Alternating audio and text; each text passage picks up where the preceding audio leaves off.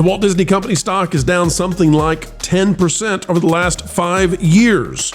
But folks, there's something about to bring tears to the eyes of CEO Bob Iger, something he may despise at the House of Mouse. It's about to get much, much worse.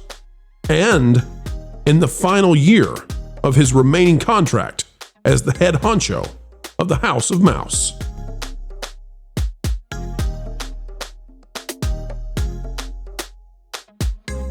Ladies and gentlemen, we've got an exclusive for you today, and we are happy to bring it your way. Dissectifying the Disney company, that's what we do. You might as well call it the Bob Iger Company. It's really not fair to still call it Walt Disney because it's nothing like the founder, Walt Disney, would have ever wanted his company to be. Folks, as we dive in to the stock shrinkage that Mickey Mouse has experienced, click the like button, drop a comment down below, let us know, are you a Disney stockholder? If so, how long have you been one? And if not, why not? We'd love to hear from you. No financial advice. Folks, let's dive in right now. The Walt Disney Company is down just about roughly 10% at the time of recording over the last 5 years, their stock. And that's a problem, but it's about to get much, much worse for Bob Iger in his final year, we believe, as the CEO of the company. So let's dive into this exclusive information that we're bringing you right now. Folks, take a look at this little few more weeks that we have. You're going to notice something. We are currently comparing the Walt Disney stock to 5 years ago when it was $125. It was $121. But at the end of this month, at the end of October, that 5-year measurement is going to change because we're going to get into the time that Bob Chapek really was in charge of the Walt Disney Company. Oh, yes. And when Bob Chapek was in charge of the Walt Disney Company 5 years ago, the stock shot up to $175. Then it kept going up. Remember, Bob Iger wanted out. He wanted out like right as the pandemic started. Suddenly, Bob Iger stepped down from Disney. You all remember that? It was very odd. Oh, yes. Under Bob Chapek, the stock actually topped $200. It never closed above $200, but it did close at $197.16. This big jump right here, this is the Bob Chapek era. And Bob Iger, in a very strange situation, very strange circumstances, I think that he believed that he could pull the company out of this. But Bob Iger is about to go up against that. And whereas right now, if you measure it by 5 years, he's down about 10%. Bob Iger, if he's going up against 187, 188, 184, yada, yada, we think Bob Iger is going to leave next year, like in October. It was 176 5 years ago. And that's what Bob Iger is going to be compared to. Currently, the stock's at 112. So that's a much more significant drop. The other problem for Bob is that if we compare the S&P 500 for the last 5 years, unlike the Walt Disney Company that's down 10%, the S&P 500 is up 94%. So if you just invested in the S&P 500, just all the top 500 companies equally, you would be up almost double in the last 5 years. Whereas if you held on to Disney, you're down 10%. And that comparison is about to become atrociously bad. Atrociously bad. Guys, I've got a story on this that we're going to talk about in just a second. But first, I want to go to you. Andy, we'll start with you. What do you think about the idea that Bob Iger is going to be facing, in his final year, a 5-year measurement against Bob Chapek, the man that he ran out of town, and it's going to look really bad. Well, obviously, Bob has been saving all of his talent in reserve for just this occasion so he can leave on top. He's been intentionally putting out all these really crappy products so that he can go out on a high note. I'm sure it's right around the corner, and he's just waiting to bring out the newest female star who's going to save everything and be the key. The sad part about Disney is they're losing in every arena. They've got nothing on the horizon that's attracting new people. Their competition has everything that excites the young people, and they are doing a very good job at capitalizing on it. The parks, which have always been their cash cow, have deteriorated, and their solution is to raise prices. I don't see this turning around. I don't see that there's anything Chapek could do that, I mean, I'm sorry, Iger could do to turn this around, other than maybe having Jimmy Kimmel dance in a tutu? Well, speaking of that, Andy, let me tell you how this is being played in the lamestream media. From the Motley Fool. Has President Trump made Disney stock a lose-lose proposition for investors after the Jimmy Kimmel controversy? Oh, it's always Trump's fault. Always Trump's fault. This is by Keith Spites, and not Spites, folks. If you're just listening, no, it's not that. It's Spites. It's interestingly spelled. Anyway, they're basically trying to come out now and say that, reminder, this and the idea that it's not going to get better, perhaps. No financial advice here, folks. We're not looking in the future, but if it doesn't get better, it's the orange man that did it. I'll just read a little bit of this to you. Is the controversy over Jimmy Kimmel's comments regarding MAGA and the orange man in the wake of Charlie Kirk's slaying a few weeks ago on his late night ABC TV show not over? Maybe not. Sure, the Walt Disney Company, which owns ABC, quickly ended its suspension of Jimmy Kimmel Live, and the two ABC affiliates that initially refused to air the show followed Disney's reinstatement. I've also backed down, because Disney threatened the Super Bowl with them, we believe. But this saga playing out in a particular divided America isn't necessarily finished, at least not for investors. Has President Donald Trump made Disney stock a lose-lose proposition after the Jimmy Kimmel controversy? Now, I'm not going to read any more of it because it's a bunch of silliness. But I'm going to tell you, the narrative setting has begun because Bob Iger and his cronies have to have an excuse for why they couldn't ever do what Bob Chapek did. And I really believe they thought they could come in and those Disney Plus numbers were going to skyrocket. They wanted to come in on a low point for Chapek, skyrocket this company, take all the credit, Bob Iger ride out with victory. I don't think that Bob Iger could stand that Bob Chapek came in and doubled the stock. I don't think Bob Iger could stand it. And so he came back in, political reasons. Now they've got to have the excuse for why they lost. Why did they lose? Why? And who knows? What if it goes down again even more? What if it drops below 100? It's Trump's fault. Pamela, is that going to work? No. I don't think that's going to work. The big problem for Disney now is this. Let us assume, just for the sake of argument, that the country is divided 50-50. It isn't, but let's say it's 50-50 between people of the left and people of the right and people of the progressives and people of the conservatives. The other guys, if you're a family company, don't identify really as family. And even when you make this stuff, they don't go see it. They don't go spend money on tickets and popcorn and everything else. They just don't. They're busy going to rallies somewhere or wearing sombreros or God knows what. But they're not showing up. They're not showing up, tickets in hand, ready to spend money. Mm-hmm. And God, is that the most spastic? Pardon me. Bell ringing. He looks like the hydraulic fluid is leaking on the Bob animatronic. It's like the bell is ringing him. Yeah. But by the way, what did we see in the recent video we just did on the Jimmy Kimmel fiasco? The morning consult poll that we brought out. Everybody across the board, the brand appeal of Disney dropped significantly across the board. So this idea that all they did was screw up because they turned the left against them. No. Disney made every segment of society mad at them. They made the left mad because they got rid of Kimmel, and the left is not happy with them now because the left thinks that they had to force Disney to do the right thing, so they view Disney as anti-free speech now. The right was already dissatisfied with Disney, and this just solidified that. And the centrists actually were so appalled by what Jimmy Kimmel did that they joined the right. So nobody is happy with Disney. They managed to make, if Disney had just stuck with Kimmel's out, then 30% of the population would have been really mad at Disney, and 70% would have been like, okay, whatever. But Disney managed to somehow make 100% of people dislike them more. That's impressive. Yeah. It takes a rare talent. Every time I see that picture of the Disney headquarters building with the seven dwarfs, I remember what Sean Connery called it. He said it looked like the Kremlin. The Kremlin, but with dwarfs. Yes. He says, you know, when I went there back when he was talking about making Darby O'Gill and the Little People, he says, you know, it was a nice place. Now they've got that building that looks like the Kremlin.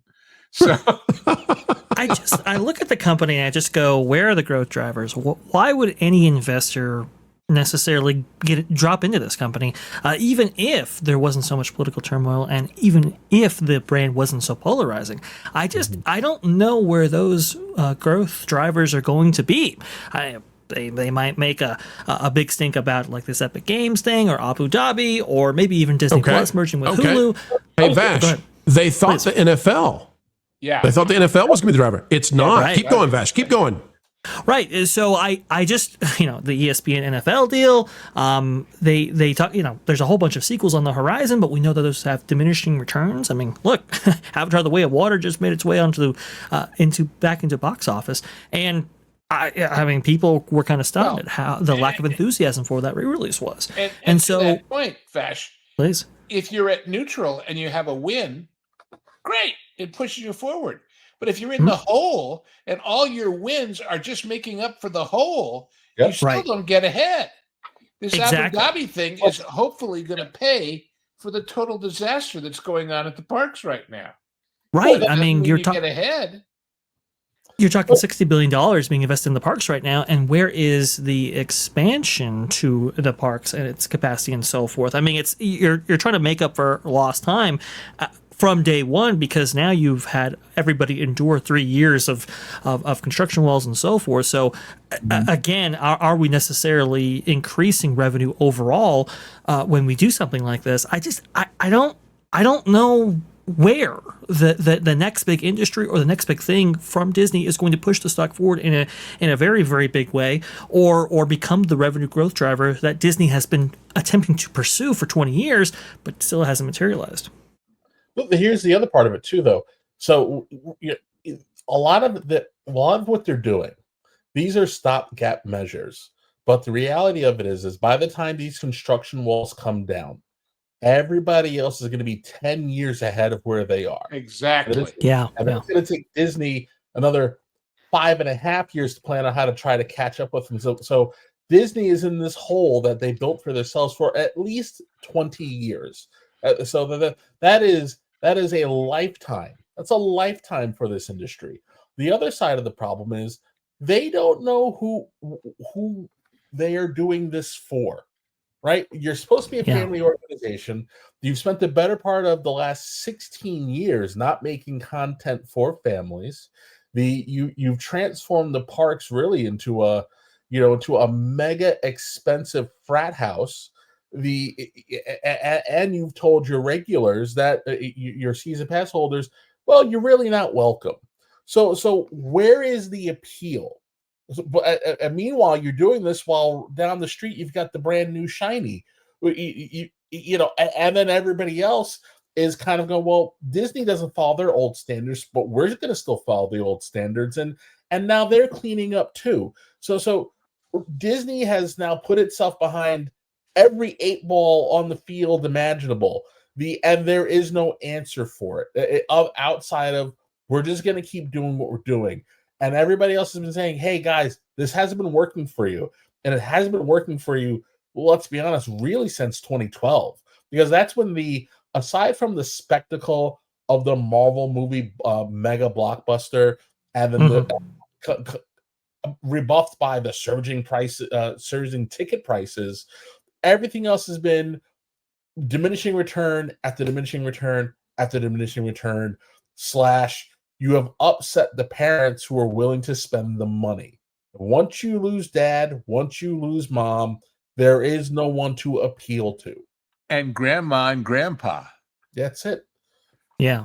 Who books the big vacation packages for their extended families when they actually visit Walt Disney World? That's the thing, right? And they've put out surveys on like, oh, are you expecting like a big payout from an expiring family member? I mean, they have put those out before. And so you got to think, like, where is the health of the company when they're putting out surveys like that? If you're going to be constantly in sequel mode. People. Don't gloss over that, what they did. They actually asked people, is anybody going to die soon and leave you money to go to Disney World? Right. They actually did that. That's a real survey question that they put out. And so when you look at survey questions like that, when you look at the myriad of construction walls at Walt Disney World where they're pouring in all this cash, but like Kevin pointed out, they're playing catch up to something like Epic Universe. When you look at the mass amount of sequels coming out, the ESPN deal may be falling through with NFL. We'll act to see on that. That's a story that's still playing out as we speak right now. When you look at like the Disney Plus and Hulu, they just up prices right after the Jimmy Kimmel debacle, and now they want more, I guess, homogeneity with Hulu and Disney Plus and that whole thing, and like where's the brand going to fall there? I think this is why Bob Iger's bristling over who might actually replace him, because at this point, could it get any worse? Well, I think there's a big issue here with Disney has made the mistake that a lot of other corporations have made, that people thought would always be there. There was Sears and Roebuck. There was the Great Atlantic and Pacific Tea Company. There was Kmart. All these massive chains that were staples in the American lexicon.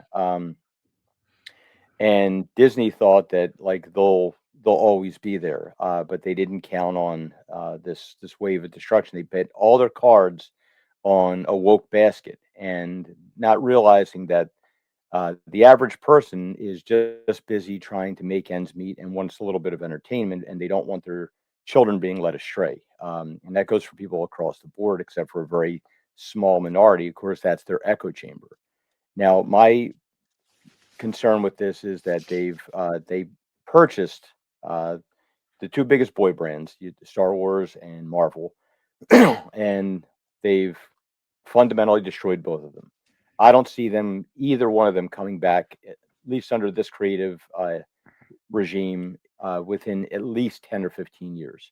It's going to take that long to get the bad taste out of your mouth. You're going to have to get somebody in there who's going to forget all about the sequel trilogy and all that, because it's just not popular. No one is watching it.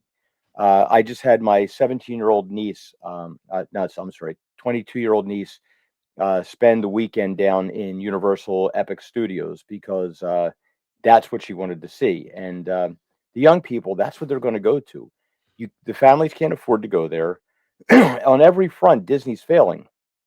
I don't know how the cruise ships are going and how ESPN is going, but they flopped everything else. All of their feature films have flopped, except for the profits they do make on something like Deadpool and Wolverine are being eaten up very, very quickly. Lilo and Stitch eaten up very quickly with the Thunderbolts and Fantastic Four. You have the parks, which are getting clobbered. And more importantly, they don't have anything that they can put into a park to attract new people. There's nothing that they have on the docket that's going to excite people and get them in there. So they don't have any theater. They don't have any talent that wants to work with them because they've chased everybody away. They're notorious for skipping out on the bill and not paying people, like the special effects people. They pay them pennies and expect the world. Nobody wants to work with them anymore. And you saw it became a joke with Sydney Sweeney, who thought she was doing a Marvel movie. And, her and Dakota Johnson were both making the joke about like, well, you certainly didn't see me in Spider-Woman because that was, the biggest flop. And they laughed at it, which of course is the funniest part about it. They have nothing on their horizon except diminishing returns. Now, I'm not a financial guy, but my question is, how much money do they have in reserve that they can afford to keep losing like this with nothing on the horizon, and before the shareholders get really ticked off and have a full-scale revolt or a sell-off? I don't see a way out of it. This money is not coming out of some piggy bank. When they make these $400 million disasters of movies, it's all borrowed money. Right. It's lines of credit. But the other thing, Lou, is that the major investors in Disney, they're not, what we say here, I got to be careful how I say this. The major investors like Vanguard and BlackRock and all that, they're there for agenda reasons, I think. And Disney doesn't have to fret in the way that some companies do, because Disney is seen as a driver of culture, particularly to kids. And I think there's a political agenda behind that. And if it has diminished their place in the market, I think that's they've decided that is an acceptable sacrifice they're willing to make. Let me quibble with that a little bit. Quibble, please, sir. The quibble is this: you're absolutely right on intentions, but where the rubber hits the road, if nobody's going to see all this propaganda, it's not doing its job. That's so true. These investors who want to forward these agendas might be saying, you know, we thought you guys could do it, but you're not getting anybody to go see it. So what difference does it make? Right, which is why I believe that the institutional investors want Josh D'Amaro in as the CEO, because they believe that he is completely and utterly malleable and they can make him do whatever they want. They're a little bit nervous, I think, about Dana Walden, and she screwed up and messed up the whole game plan they had. But folks, that's where we'll leave it for now. Bob Iger facing in 1 month a 5-year comparison where Disney will appear to have lost 40, well, they will have 40 or 50% of their stock value versus 5 years ago. Meanwhile, the S&P 500 is likely to rise to being now double what it was 5 years ago. That's going to be a very, very harsh way for Bob Iger to go out, but that's going to be the year he has to face starting next month. Put this baby to bed. This video is over. Turn off the lights, but not quite yet, folks, because we do ask one final thing before we say goodbye, and that is, would you consider clicking the like button, share, subscribe, click it and stick it to those algorithms. It is the notification bell, and drop a comment down below. Also greatly appreciated, anytime you would like to share this out on your favorite social media platforms, well, we would love that. And we'd also love to hear your thoughts. Folks, drop a comment down below and use that beautiful mind of yours. If you would not mind, we'd love to know what you're thinking. Also, if you would like to become a member of the channel, it's as simple as clicking the join button. It is the price of a soda per month, and you'll gain access to all kinds of new, cool, exclusive information. Folks, until the next time, we have the honor of spending time with you. Keep learning, keep growing, and as always, keep having fun. Jump into the water. Why listen to music made by people and companies who really don't like you? Check out Vacation Radio today and prepare for all new content made by the people behind the WDW Pro Channel. It's the place you need for all the music. That should be fun. Want it all, so I give them cannonball. Yeah! Hundreds of songs, every genre you can imagine. Listen live on YouTube and enjoy a set list that's always sunny. It's Vacation Radio. Arizona.